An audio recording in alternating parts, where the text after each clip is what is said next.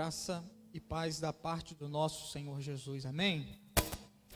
Eu quero louvar a Deus pelo ministério de louvor nesta manhã, pelas músicas escolhidas para apresentar a Deus, como falou aos nossos corações e como vem de encontro ou ao encontro da mensagem nesta manhã. Eu quero ainda, meus irmãos, louvar a Deus pela vida desta igreja.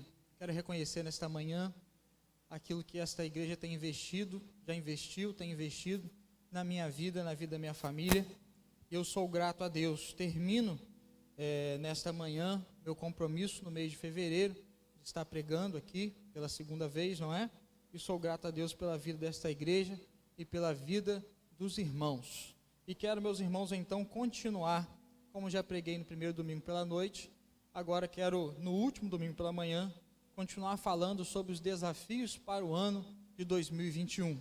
E o tema desta manhã, como já disse meu irmão e amigo Beni, não é só um tema, mas é uma frase, não é? O desafio de confiar na soberania de Deus diante das perdas. Deus já havia falado ao meu coração ao longo da semana sobre este tema e veio confirmando. Cada dia da semana Deus veio confirmando, diante de situações que tive conhecimento, diante de pessoas queridas que partiram, diante, na verdade, de tudo aquilo que nós temos vivenciado, não é? Como sociedade em nossos dias. Então gostaria de abordar sobre este tema, o desafio de confiar na soberania de Deus diante das perdas. Eu quero convidar você, por gentileza, a abrir a sua Bíblia no texto bíblico que se encontra no livro de Jó. E talvez você pergunte, meu irmão, mas qual o capítulo? O capítulo é o livro todo. E eu quero então convidar os irmãos, com todo respeito e educação, para que os irmãos fiquem comigo nesta manhã. Bom seríamos ter pelo menos 3 horas para abordar este assunto. Nós não temos. E então, dentro do possível, eu quero de forma mais objetiva possível compartilhar com os irmãos sobre este tema e passear por todo o livro. Então mantenha a sua Bíblia aberta nesta manhã. O desafio de confiar na soberania de Deus diante das perdas. Quando nós pensamos, meus irmãos, neste tema, não tem como não pensar no problema do mal. Por que coisas boas coisas ruins acontecem a pessoas boas? Por que pessoas que você e eu conhecemos, pessoas que você e eu amamos, muitas delas servas do Senhor, são acometidas pelo mal? E aí nós podemos pensar no âmbito do mal em alguns pontos. No mal natural. Que seria o mal natural? O mal natural são os acidentes, as tragédias, as doenças, aquilo que é resultado, na verdade, do que vem a acontecer na nossa vida, não propriamente porque alguém o fez, mas na verdade são as situações que batem a nossa porta, sem muitas vezes mandar aviso. Temos o mal moral, aonde, por causa do pecado que habita no homem, o homem então comete o mal para com o seu próximo. E aí nós temos os homicídios, nós temos os assaltos, e nós temos tantos outros maus que poderíamos citar aqui. E ainda, meus irmãos, de forma ousada, mas compreendendo que ainda podemos abordar este mal dentro do tema, o mal que provém de Deus, ou advindo de Deus. E você pode se perguntar, se Deus é bom, como Deus pode enviar o mal? Mas nós vemos isso na história bíblica. Quando no Antigo Testamento Deus envia povos para subjugarem o povo de Israel por causa do pecado. De certa forma, Deus está enviando o mal, as dificuldades para corrigir, para exortar. Deus está enviando então a derrota também, os seus inimigos, quando o povo vencia. Então também existe um mal advindo da parte de Deus. E pensando então neste tema, o desafio de confiar na soberania de Deus diante das perdas, eu quero convidar os irmãos a ler comigo o primeiro texto de Jó, no capítulo 1, a partir do verso 1 até o verso de número 5. Este livro, meus irmãos, é um livro muito especial. Se você ainda não leu, o faça um dia. Leia de cabo a rabo, não é? Numa sentada só. Deus vai falar ao seu coração. São 42 capítulos de aprendizado para cada um de nós. Muitos vão dizer na teologia moderna que Jó não existiu. Que Jó, como Gênesis de 1 a 3 ou de 1 a 6, é a história da carochinha, não é? Mas nós cremos que Jó existiu. Ezequiel vai falar de Jó, Tiago vai falar de Jó no seu livro, na sua carta, e nós cremos que ele então, provavelmente, não temos uma datação, mas poderíamos colocar na história bíblica Jó antes ou no próprio período dos patriarcas, não é? E então o texto nos diz no capítulo 1, do verso 1 de Jó: havia um homem na terra de Uz, cujo nome era Jó, homem íntegro e reto, temente a Deus e que se desviava do mal. Nasceram-lhe 7 filhos e 3 filhas. Possuía 7.000 ovelhas, 3.000 carneiros, 500 juntas de bois e 500 jumentas. Era também muito numeroso o pessoal ao seu serviço, de maneira que este homem era o maior de todos do Oriente. Seus filhos iam às casas uns dos outros e faziam banquetes, cada um por vez, e mandavam convidar as suas 3 irmãs a comerem e beberem com eles. Decorrido o turno de dias de seus banquetes, chamava Jó os seus filhos e os santificava. Levantava-se de madrugada e oferecia holocaustos, segundo o número de todos eles, pois dizia: talvez tenha pecado os meus filhos e blasfemado contra Deus em seu coração. Assim o fazia Jó continuamente. Amém. Mantenha sua Bíblia aberta. O desafio de confiar na soberania de Deus diante das perdas. Primeiro ponto que gostaria de compartilhar com os irmãos nessa manhã vai do capítulo 1 até o 37. As perdas e provações na vida de Jó. A primeira coisa, meus irmãos, diante do problema do mal, diante daquilo que enfrentamos como dificuldade, diversidades e provações, é preciso que você e eu, nesta manhã, você que está aqui, você que está cultuando ao Senhor através da transmissão, é que coisas ruins acontecem às pessoas boas. E não significa que você ser um cristão autêntico, que você está imune às perdas e provações dessa vida. Até porque a Bíblia nos diz quem foi Jó. Nós lemos aqui: homem reto, homem justo, homem íntegro, homem que se desviava do mal, homem que tinha, meus irmãos, o hábito de oferecer sacrifício pelos seus filhos, um homem que era abençoado por Deus, tanto nos seus bens, quanto na sua família. E aí, meus irmãos, nós vamos ver ao longo do texto bíblico as adversidades que Jó ele passa na sua casa, nos seus bens e com tudo mais. Acompanhe então o texto bíblico. Diz então, meus irmãos, seguindo o texto, a partir do verso 6, no capítulo 1, você pode acompanhar, eu vou narrar a parte desse texto. Diz então que um dia, lá na eternidade, apresentou-se os filhos de Deus diante de Deus. Este encontro, por mais que Satanás estivesse lá, só pode ter acontecido no céu. Qualquer dúvida sobre esse assunto, os irmãos perguntam ao irmão Marcos no final do culto, que ele vai ter o prazer de responder cada um dos irmãos de forma paciente e amorosa. Mas certo é que o texto nos diz, e se o texto diz é verdade, que os filhos de Deus se apresentaram diante do trono do Senhor. E com eles veio um convidado, ou melhor, um intruso que não era convidado. Veio Satanás. Ele se apresenta diante de Deus e começa a dialogar com Deus. E Deus então pergunta: de onde vem Satanás? E ele diz: de andar e rodear pela terra. E o interessante, meus irmãos, nessa parte da conversa, nessa parte da narrativa, é que Deus é quem então coloca a vida de Jó no assunto. Satanás não tinha falado sobre Jó, mas Deus o cita. E diz: já que você andou e passeou e rodeou procurando alguém a quem tragar, viste o meu servo Jó? Não existe homem íntegro, reto, que se desvia do mal como ele. Que servo especial! E aí, meus irmãos, Satanás, de forma ardilosa, ele começa a então tecer do que chamamos na teologia de teses o porquê que o homem adora a Deus. Satanás então, ele vai dizer, mas é claro, Jó é reto, Jó é íntegro, Jó adora ao Senhor, por quê?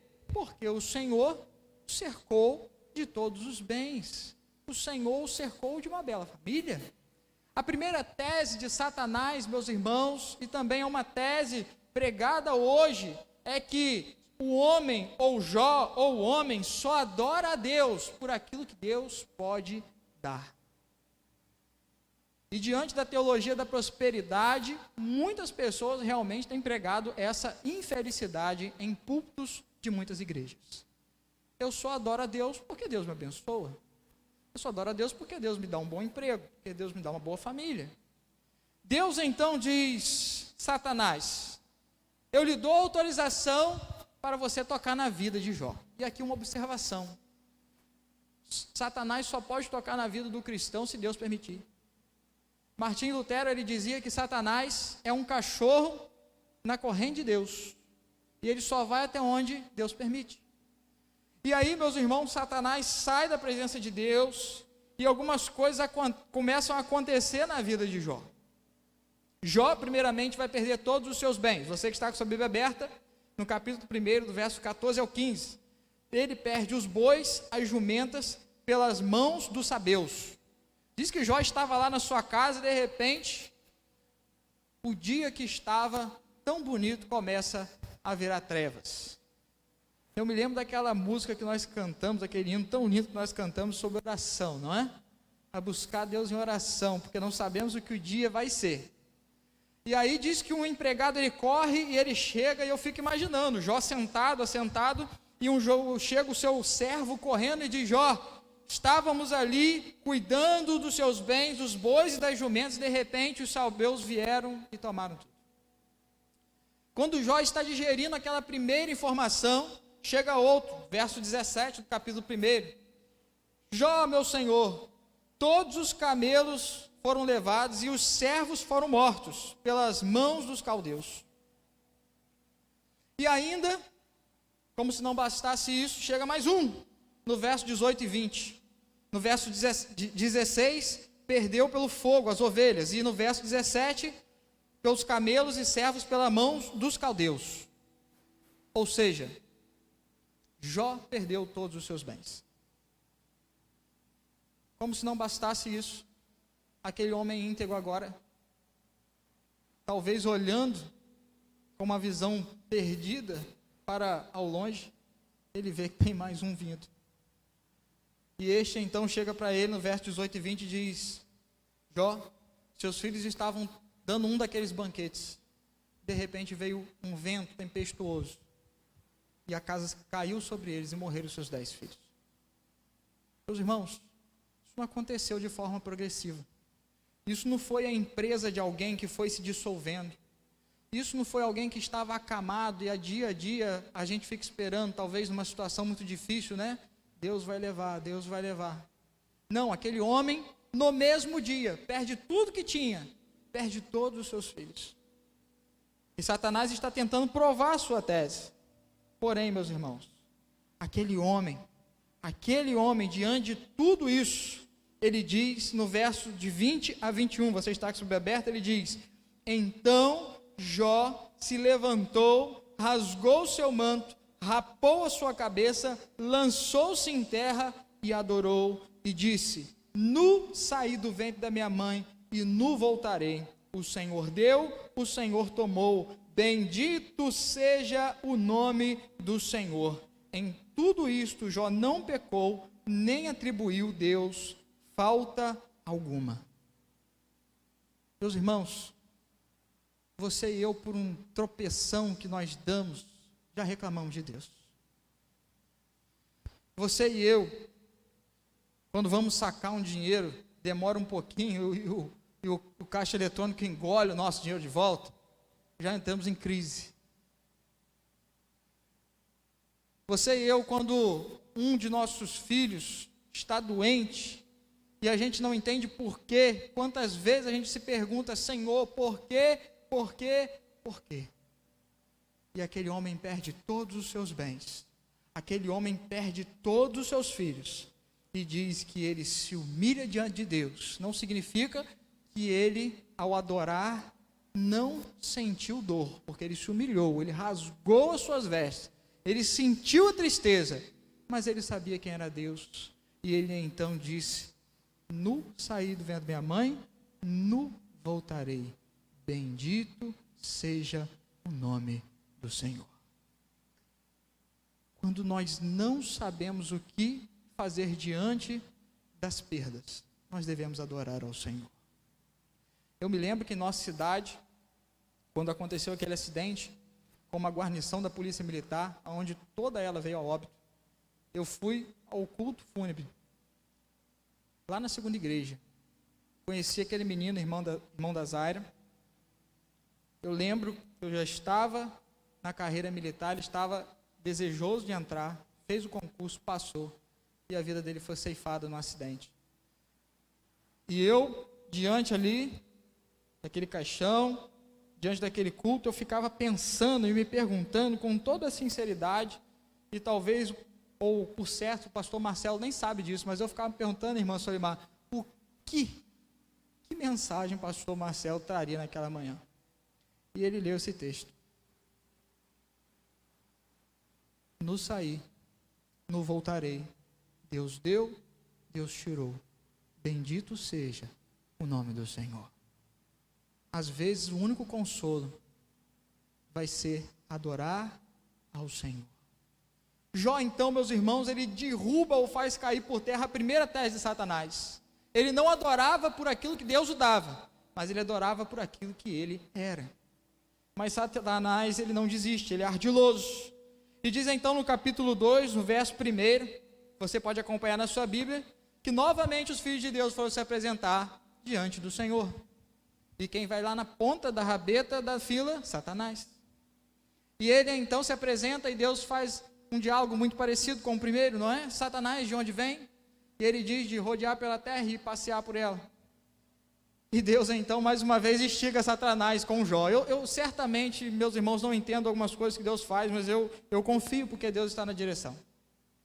E aí ele fala, viste meu servo Jó, aquele que você cometeu, colocou a mão sobre ele sem motivo algum, porque era um homem íntegro, reto, que se desviava do mal, ele ainda continua me adorando. E aí diz o texto, então Satanás diz, pele por pele, tudo que o homem tem, dará por sua saúde, por sua integridade. Satanás então, meus irmãos, levanta uma segunda tese, que o homem ou Jó só adora a Deus, só se mantém firme diante de Deus, pela saúde que Deus dá. Se Deus tocasse na sua vida, tirasse a sua saúde, Jó blasfemaria. Deus então permite mais uma vez que Satanás toque na vida do seu servo Jó, e diz apenas não, o tira a vida. Diz então no verso 7 do capítulo 2, que Jó fica coberto de chagas. E aquele homem, meus irmãos, pegava um pedaço de telha e ficava raspando a sua terra, a sua pele, para tentar amenizar a sua dor. E aí, Jó agora sofre um embate dentro de casa. Ele perde o apoio da sua esposa. Ele tem a recriminação da sua esposa. E aquela mulher o condena, o sentencia à morte. Eu não sei quantos irmãos e amigos, num momento difícil, tiveram uma palavra contrária, de falta de apoio de alguém dentro da própria casa. Quando a gente passa por um momento difícil, a gente espera apanhar de muita gente. Mas às vezes a gente olha para dentro da casa do povo de Deus, que é a igreja, espera apoio, e às vezes a gente toma umas tapadas também. E aí dentro do nosso lar que a gente espera apoio, a gente vem e toma uns coices também. E aquele homem, meus irmãos, que já tinha perdido os seus filhos, que tinha perdido os seus bens, agora estava com a sua saúde num estado tão complicado. A sua mulher vira para ele e diz o seguinte: Jó, por que te mantens íntegro diante de Deus? Amaldiçoa Deus e morre. Ela sentenciou a vida do seu esposo. Mas Jó, mais uma vez, responde àquela mulher no verso 10. Falas como qualquer doida. Temos recebido o bem de Deus e não receberíamos também o mal? E em tudo isto Jó não pecou com os seus lábios. Meus irmãos, aquele homem se mantinha íntegro diante de Deus, e diante da sua integridade, ele derruba a segunda tese de Satanás. Deus não o adora pela saúde que o dá, mas Jó o adora a Deus por aquilo que Deus é. E aí, meus irmãos, a vida de Jó agora parece descer de morro abaixo. Diz o texto bíblico, a partir do verso 11 do capítulo 2, que chegaram 3 amigos do peito para consolar Jó. Não é? Eles chegaram para consolar Jó. Os 3 amigos vieram então para o ajudar. Elifaz, Bildade e Zofar. Diz o texto bíblico que chegaram, olharam para a situação deplorável de Jó, rasgaram as suas vestes, lançaram cinzas sobre sua cabeça, choraram e ficaram 7 dias sem falar nada com Jó. Aqui eu quero abrir um parênteses. Realmente, diante de algumas situações, nós não sabemos o que dizer. E diante de não saber o que dizer, fica aqui um conselho para você, meu irmão. Que a sua presença seja um apoio à vida de outra pessoa, que você se cale. E que você chore, porque a palavra de Deus diz que devemos chorar com os que choram. Guarde esse exemplo no seu coração, para você não cometer o segundo ponto que eu quero tocar, que é complicado. Se você resolver falar, peça sabedoria a Deus. Porque aqueles homens passaram 7 dias calados, mas quando começaram a falar, eles começaram a destruir mais ainda a vida do seu amigo. Diz o texto então, que após 7 dias, em silêncio, Jó chorando, Jó raspando a sua pele, diz o capítulo 3 então que Jó extravasa. E Jó amaldiçoou o dia em que nasceu. E aí você poderia me dizer, então agora Satanás venceu. Porque agora Jó reclamou. Meu irmão, meu amigo, Jó é ser humano. Jó é carne e osso como você e eu. E quantas vezes você e eu já reclamamos diante de Deus? Quantos salmos nós olhamos de servos do Senhor no passado, que clamam a Deus: Senhor, socorre-nos, Senhor. Senhor, por que tem fechado os seus ouvidos? Senhor, por que não livra os teus servos? Senhor, por que não nos leva para Jerusalém? A palavra de Deus, meus irmãos, ela não esconde a fraqueza dos homens. E diante daquela situação, daquele sofrimento, Jó amaldiçoa o dia do seu nascimento. E após esse desbravejo, os seus amigos começam a fazer teologia. E uma má teologia. A base do argumento dos seus amigos, Elifaz, Bildade e Zofar, é que Jó estava sofrendo porque Jó tinha pecado. E eles começam então a acusar Jó. Eles começam a falar com Jó sobre isso. E aí, meus irmãos, o que Jó faz? Jó se defende. E Jó vai lançar ao longo do texto bíblico 16 perguntas a Deus. Por quê? Por quê? Por quê, Senhor? Ele lança 34 queixas diante de Deus. E sabe o que Deus faz? Deus não responde. Queridos irmãos, às vezes o que mais fere o meu coração não é a fala de alguém, mas é o silêncio. principalmente das pessoas que nós esperamos alguma coisa. Quantas vezes você já orou a Deus e Deus não respondeu? E você talvez pensou: por que me abandonaste? Por que, Senhor, tu não operas? Por que o Senhor não me dá uma resposta?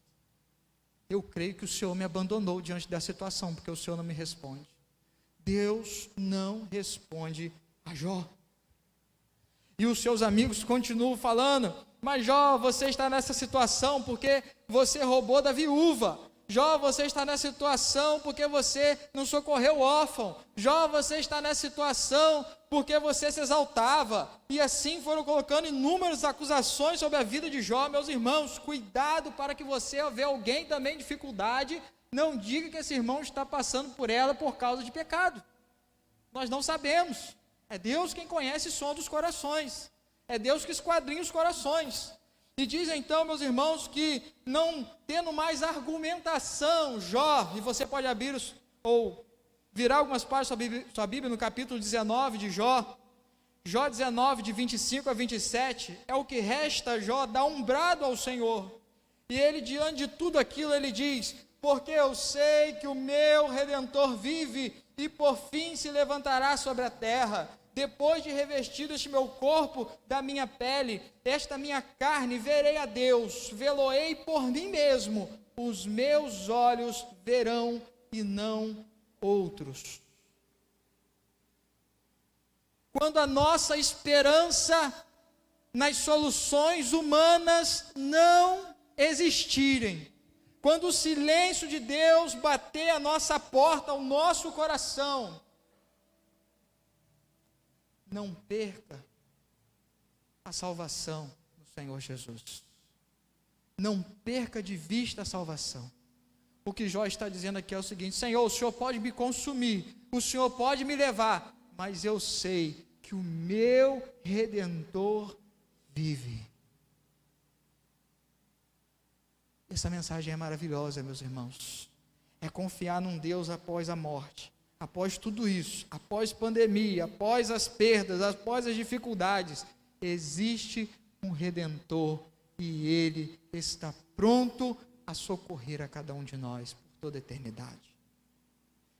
Mas nós vimos as perdas, as derrotas, mas eu queria convidar você no segundo penúltimo ponto, a pensar então sobre o reconhecimento da soberania de Deus. Jó agora passa então a reconhecer a soberania de Deus. Eu convido você a abrir sua Bíblia no capítulo 38.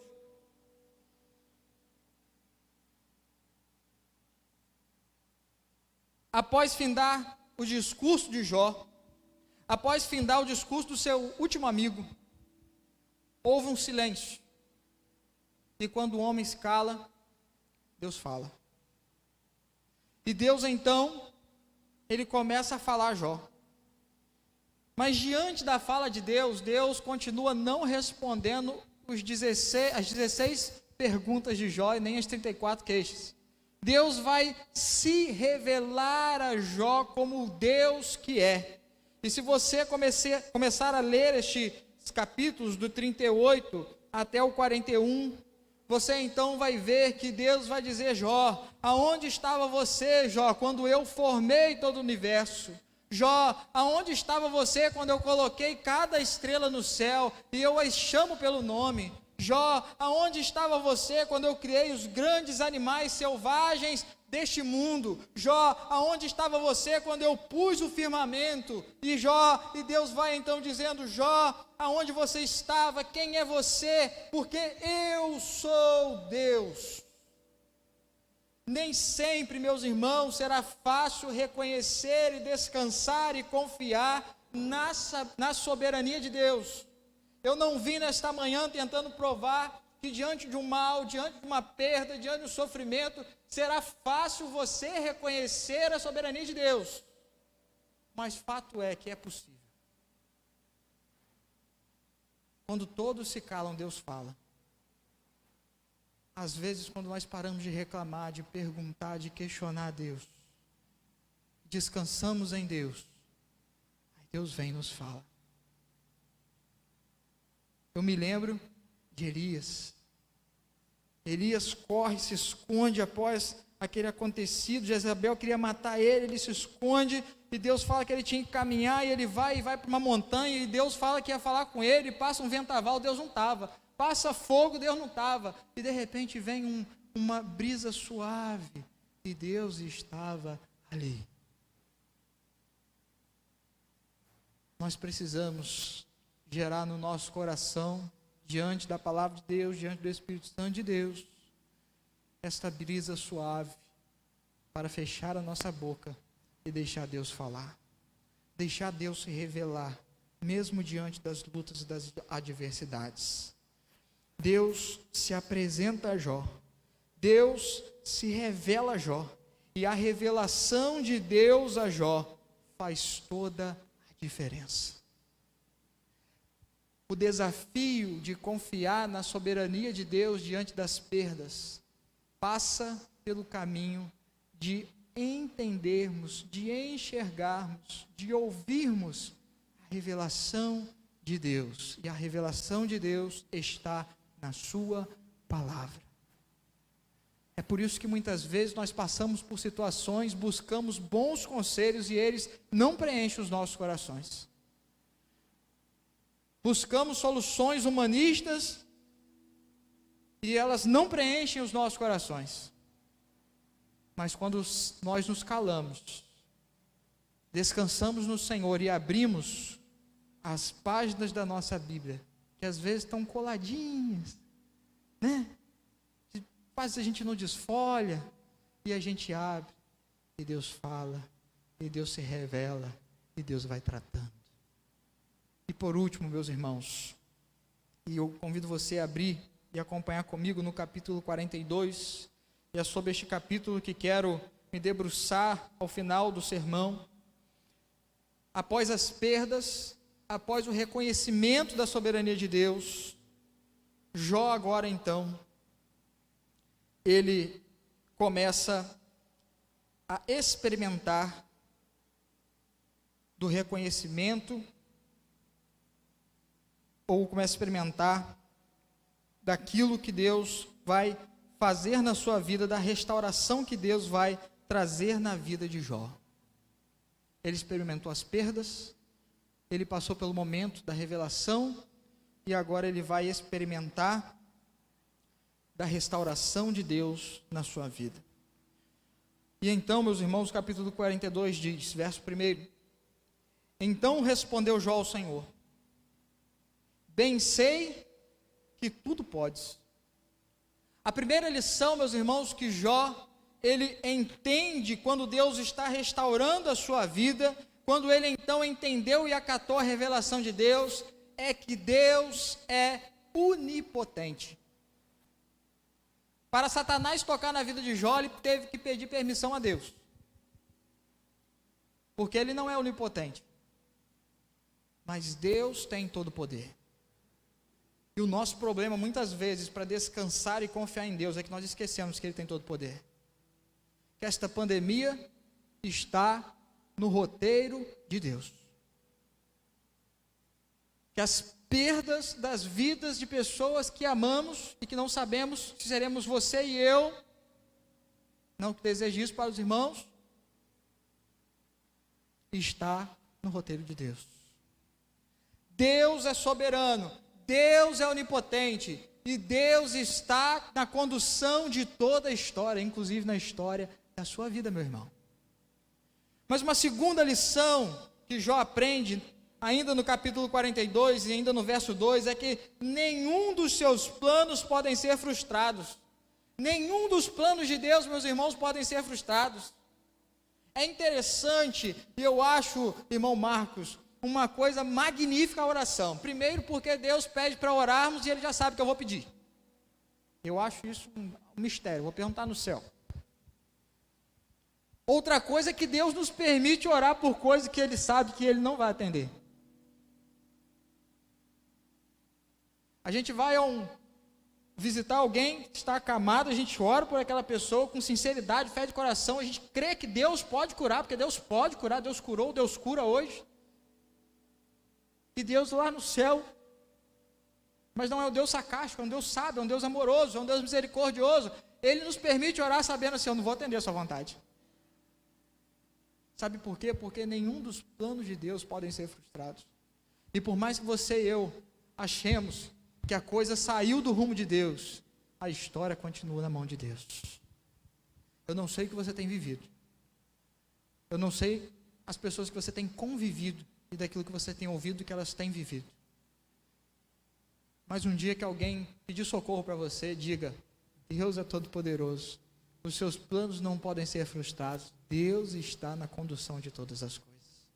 Mas ainda uma terceira lição, meus irmãos, na restauração de Deus na vida de Jó, é que no verso 3, então, ele vai dizer, quem é aquele, como disseste, que sem conhecimento encobre o conselho? Na verdade, falei do que não entendia, coisa maravilhosa demais para mim, coisas que eu não conhecia. Meus irmãos, Jó reconhece a limitação humana. E o problema do homem é achar que a gente sabe todas as coisas. O problema do homem é achar que nós temos resposta para todas as coisas. Uma vez o jovem me perguntou, meu irmão, você acredita que Deus criou todas as coisas? Eu piamente, Deus criou todas as coisas. E aonde que entrou a questão dos dinossauros? Eu falo, meu irmão, ou você vai buscar, agora eu posso dizer, né? Vai buscar uma explicação na novela lá da Record, que eu não concordo muito com aquela tese, mas certo é que eu posso conjecturar, mas eu não posso falar daquilo que eu não sei. Eu tenho argumentos teológicos, mas eu não posso falar daquilo que eu não sei. Deus me revelou, não está na Bíblia. Sei que eles existiram, mas eu não tenho como revelar. Mas o problema do homem é achar que a gente tem resposta para tudo, que a gente sabe todas as coisas e que a gente é o sabichão. E aí quando Deus permite pela sua vontade, que nós às vezes não entendemos, mas Ele mesmo assim o faz porque Ele é soberano, porque Ele é onipotente, porque os seus planos não podem ser frustrados, Ele então nos leva ao fundo do poço. E quando a gente está no fundo do poço, ou você olha para baixo, ou você olha para cima. E quando a gente olha para cima, a gente vê Deus. A gente vê Deus. E a gente vê que Ele é tão maior do que nós. Jó reconhece ainda diante dessa fala no verso 3, a inescrutável sabedoria de Deus. Deus é sábio. Deus é soberano. Deus é a própria sabedoria. E então, Romanos capítulo 11, a partir do verso 33, podemos lembrar das palavras de Paulo. Ó profundidade das riquezas, tanto da sabedoria como do conhecimento de Deus, quão insondáveis são os seus juízos, e quão inescrutáveis os seus caminhos, porque quem compreendeu a mente do Senhor, ou quem foi o seu conselheiro, ou quem lhe deu primeiro a ele, para que lhe seja recompensado, porque dele, e por ele, e para ele, são todas as coisas. Glória, pois, a Ele eternamente. Amém. Nosso Deus é sabedoria. E o que nós precisamos, ao recebermos a restauração de Deus, é reconhecer a nossa pequenez e pedir, Senhor, enche-me do Senhor. Enche-me do Senhor. E essa é a quinta lição e a necessidade que Jó sente. A necessidade e o desejo de conhecer mais o Senhor. O irmão Marcos já nos recitou aqui Oséias capítulo 3 nessa manhã. Conheçamos e prossigamos em conhecer ao Senhor. Aquele homem que lá atrás disse, eu sei que o meu Redentor vive, ainda entendeu e ainda entendia que precisava conhecer mais do Senhor. Alguém já disse, eu não sei quem, essa frase não é minha, que quando você acha que já sabe muito e já aprendeu tudo, você se torna então o mais miserável intelectual. Todo dia, me fugiu o nome do pastor aqui agora, mas tem um pastor que ele diz que todo dia ele aprende alguma coisa. E todo dia a gente deve aprender alguma coisa, principalmente no que tange a palavra de Deus. E Jó então, ele reconhece que precisa aprender mais do Senhor. Você tem passado por dificuldade? Você tem passado por luta? Você está desesperado diante da pandemia, mas qual tem sido a sua vontade de conhecer mais de Deus nesse tempo? Qual tem sido a sua vontade de buscar a Deus diante do deserto? Quando está no deserto, no Oriente, muito quente, poucas são as opções de frescor ou de água que podem ser encontradas. E o viajante, ele vai fazendo o seu percurso procurando passar por lugares que tenha água. Que no deserto da sua vida, você caminhe em direção ao manancial de águas vivas, que é o Senhor Jesus. Conheça e beba desta água. Mas ainda uma sexta e penúltima lição, meus irmãos. No verso 4 do capítulo 42, no verso 5 do capítulo, uma sexta lição do capítulo 42, no verso 5, é que agora ele vai dizer, e esse texto é maravilhoso, você que está com sua Bíblia aberta, ele vai dizer então, que não conhecia a Deus ainda de forma profunda. Ele diz: eu te conhecia só de ouvir falar, mas agora os meus olhos te veem. Agora os meus olhos te veem.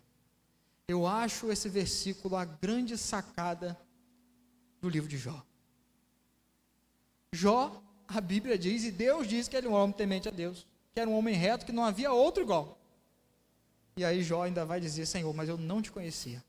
Eu conheci o Senhor de ouvir falar, mas agora conheço ao Senhor de forma profunda. Conhecer ao Senhor de forma profunda, pela ação do Espírito Santo, meus irmãos, sempre será muito melhor, sempre será muito mais poderoso, sempre será incomparável ao apenas conhecer por ouvir falar. Eu gosto de ouvir os irmãos. Ouvimos a irmã Lúcia nesta manhã, que lição. Eu ouço a irmã Solimar, como aprendo? Eu ouço a irmã Ângela, o irmão Jorge, como aprendo? Mas eu preciso ter um momento meu com Deus de conhecer a Deus, de orar, de ler a palavra e de conhecer a Deus de forma profunda. E por sétimo, verso 6, diante da revelação de Deus, diante da restauração de Deus, diante de entender quem era Deus, ele entende que era um pecador.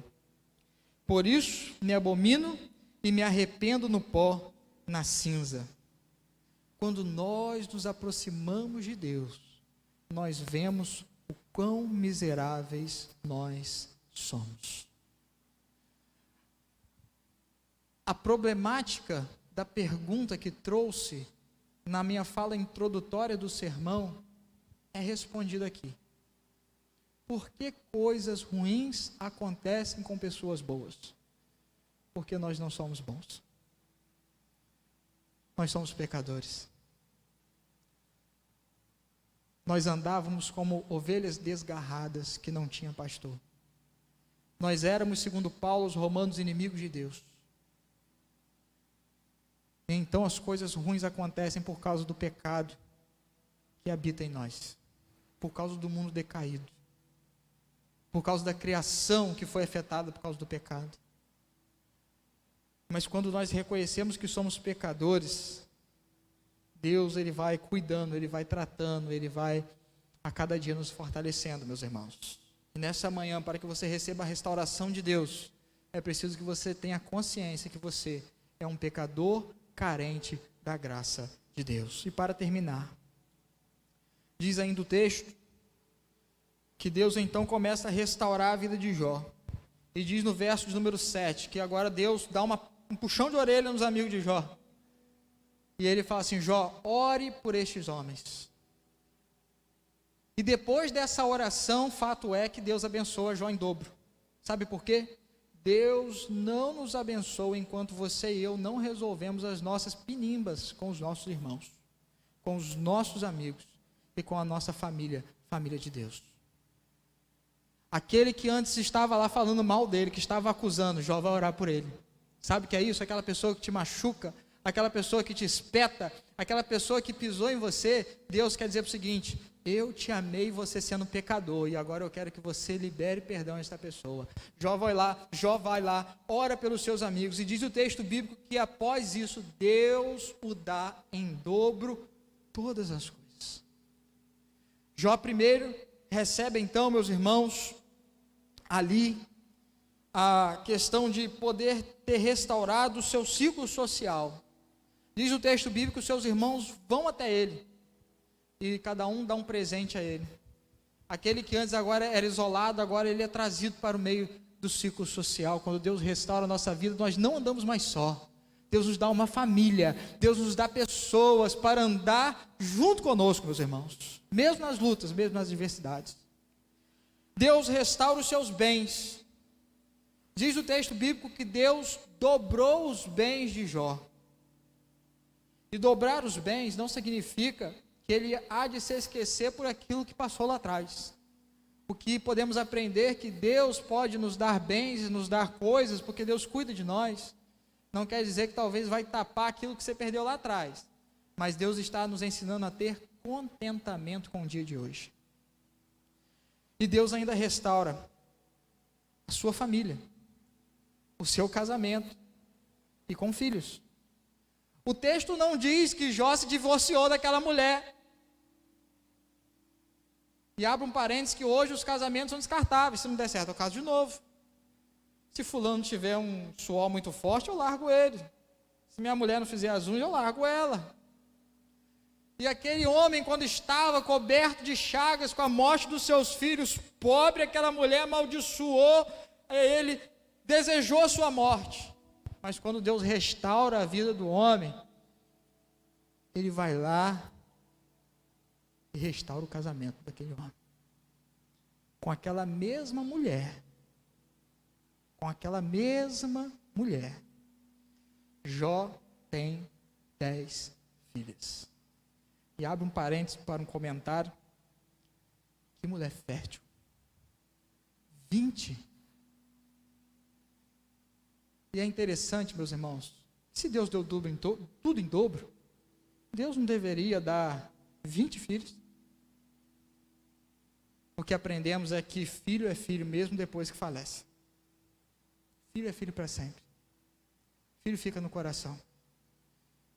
E diante de uma perda como essa, que eu não consigo entender, porque eu nunca passei e não posso dizer que entendo, nos basta confiar na soberania de Deus. E eu quero concluir, e vou concluir, com uma história. Talvez você já ouviu, talvez não, mas é uma história muito interessante. A história de um homem no século XIX, que se chama Horatio Spafford.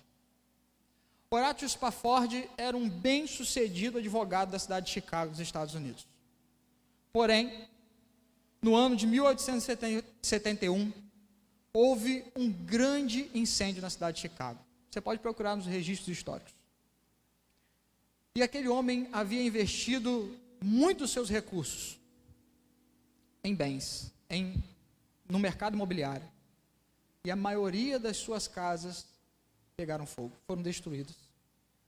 Como se não bastasse isso, alguns anos depois, aquele homem então, ele resolve dar um tempo e passar um tempo na Inglaterra. Só que ele precisava resolver algumas questões, e ele manda então primeiro a sua esposa Ana e as suas 4 filhas, uma bela família como Jó. E ele manda aquela família então, pega uma embarcação para cortar o Atlântico em direção à Europa. A questão é, meus irmãos, que no meio do percurso, uma história real, verídica, aquele navio colide com outro navio. E aquela embarcação vem a pique. E 226 pessoas perdem a sua vida. Dentre elas, as 4 filhas de Spafford. Quando aquela mulher, Ana, consegue chegar à Inglaterra, ela manda um telegrama, e quem já mandou telegrama, jovens não sabe o que é isso, você pode botar um texto no seu WhatsApp, não quer dizer que a pessoa vai ler, mas no telegrama, se mandavam poucas palavras, e ela manda então para Horatio Spafford: salva, porém, só. Aquele homem pega um navio e vai em direção à Inglaterra. E ele chega para o comandante, o capitão daquele navio, e diz assim: eu queria que o senhor, por gentileza, me mostrasse aonde aconteceu o acidente. E quando estava passando por aquele lugar, o capitão mostrou. E aquele pai em luto pelas suas 4 filhas, meus irmãos, com todos os motivos humanos para reclamar, para blasfemar, ele compõe o hino 398, que na sua tradução original diz: quando a paz como um rio atravessa o meu caminho, quando tristezas como as ondas do mar me inundam, seja o que for a minha porção, tu me ensinas que tudo está bem com a minha vida. Tudo está bem. Tudo está bem com a minha alma. Talvez você conheça com as palavras: se paz a mais doce, me deres gozar. Se dor a mais forte, sofrer. Ó, seja o que for, tu me fazes saber que feliz sempre sou com Jesus. Sou feliz com Jesus, meu Senhor. O desafio de confiar na soberania de Deus diante das perdas não passa por um discurso falso nesta manhã de dizer aos irmãos que a sua luta vai acabar. Não passa por um discurso falso de dizer nesta manhã que você não vai continuar a enfrentar grandes desafios, porque estamos vivendo os últimos dias, e os últimos dias nos alertou Jesus que seriam muito difíceis. Não passa por um discurso falso de dizer que Deus não vai permitir que nenhum mal chegue à sua tenda. Mas confiar em Deus, na sua soberania diante das perdas, passa por um discurso verdadeiro em dizer que Deus é soberano sobre todas as coisas, inclusive sobre sua vida. Deus está cuidando de você. Quando não houver resposta, quando Deus se calar, quando acusações se levantarem, descanse em Deus. Louve a Deus. Conheça mais de Deus.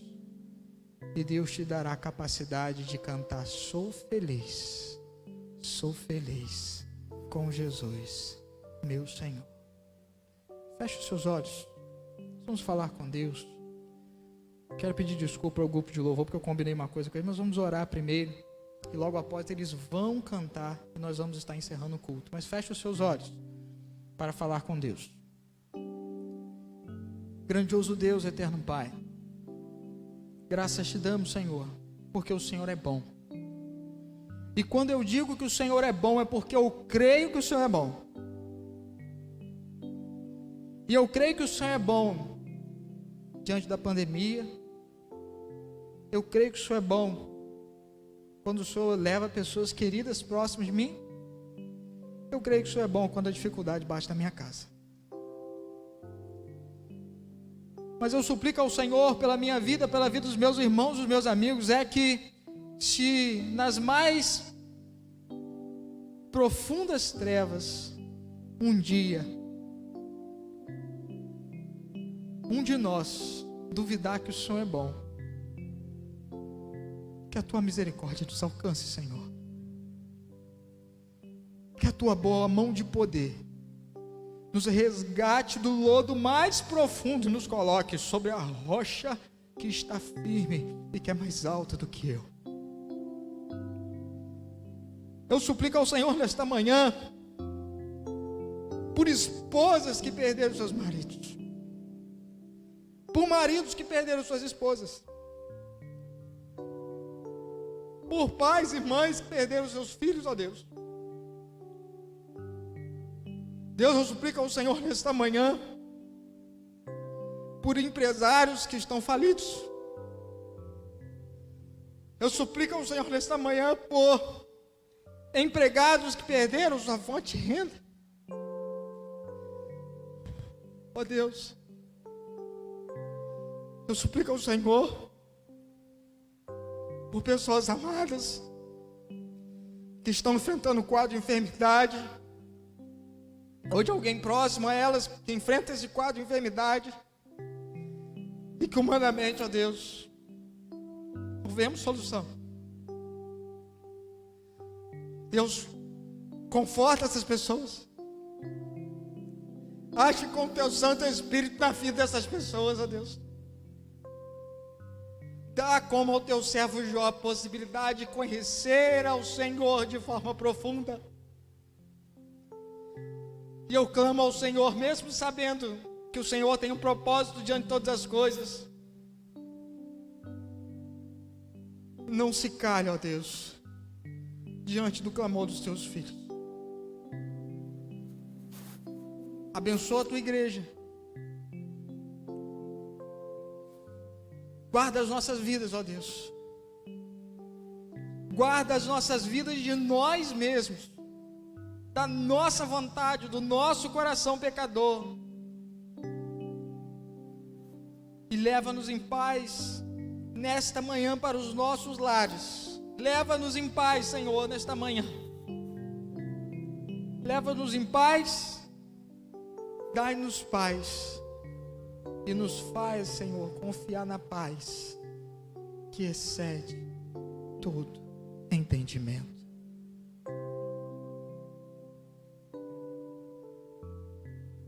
Tem misericórdia, Deus, do teu povo. Apressa os dias, Senhor, porque os dias são maus. E dá, Deus, porque a promessa do Senhor, não uma fala minha, mas promessa do Senhor, dá à tua igreja a perseverança dos santos. Dá esperança em ti.